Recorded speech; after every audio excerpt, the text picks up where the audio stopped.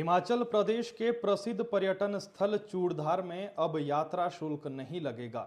जी हां, forest department और wild life Shimla wing की तरफ से एक आदेश पत्र जारी किया गया है जिसमें कहा गया है कि जो यात्रा शुल्क हमने लगाया था उसको फिलहाल रोक दिया गया है जब तक एक व्यापक मॉडल तैयार नहीं हो जाता। अंग्रेजी में ये आदेश पत्र जारी हुआ है, हिंदी के कुछ अंश में आपको बता रहा हूँ। अंतिम पंक्ति में लिखा है कि जब तक जो है देयरफॉर अंटिल ए कॉम्प्रहेंसिव मॉडल डेवलप्ड, यानी कि जब तक एक व्यापक मॉडल तैयार नहीं होता तब तक इस आदेश पर रोक लगाई जा रही है।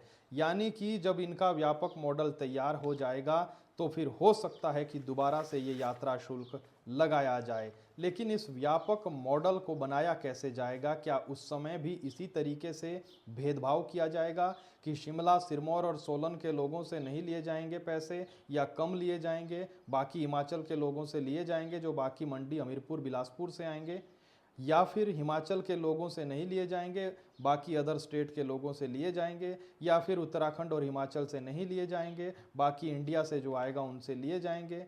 ये तय कैसे होगा? ये अनुपात आप कैसे तय करेंगे? क्योंकि भेदभाव ना तो भगवान करते हैं, ना हमें लगता है कि भगवान के दर पर जाने के लिए हमें करना होगा। कारण जब आप इनका देखेंगे कि क्या कारण इन्होंने बताया यात्रा शुल्क का, तो कारण ये बताते हैं कि पर्यावरण, स्वच्छता और अभयारण्य के भीतर सुविधाएं देने के लिए ये यात्रा शुल्क लगाया गया था। यानी कि पर्यावरण संरक्षण, स्वच्छता, अभयारण्य, ये ठेका भी आम श्रद्धालु ने उठाकर रखा है। आम श्रद्धालु जो वहां पर जाते हैं, क्या उन्हीं के ऊपर, उन्हीं से पैसा लेकर आप सुविधाएं देंगे? तो सरकार किस बात की हमने चुनी है?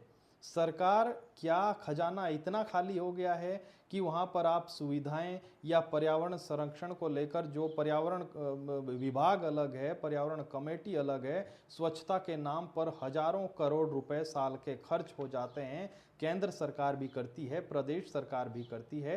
तो क्या इतना खजाना खाली हो गया कि इसका ठेका भी आम जनता ने, पहाड़ियों ने उठाकर रखा है? हम तो पहले ही पर्यावरण संरक्षण में अहम भूमिका निभाते हैं, पहाड़ के लोग। हम तो आपके लिए जंगल बचा रहे हैं, हम आपके लिए स्वच्छ नदियां भेज रहे हैं। नदी जो पहाड़ों से निकलती है उसका पानी साफ सुथरा हम आपको दे रहे हैं। भले ही वो दिल्ली तक पहुंचते पहुंचते पानी मेल जो है गंदा हो जाता है, लेकिन हम लोग पहले ही पर्यावरण संरक्षण में अहम भूमिका निभा रहे हैं। हम पहाड़ों पर रहकर, दुर्गम क्षेत्रों में रहकर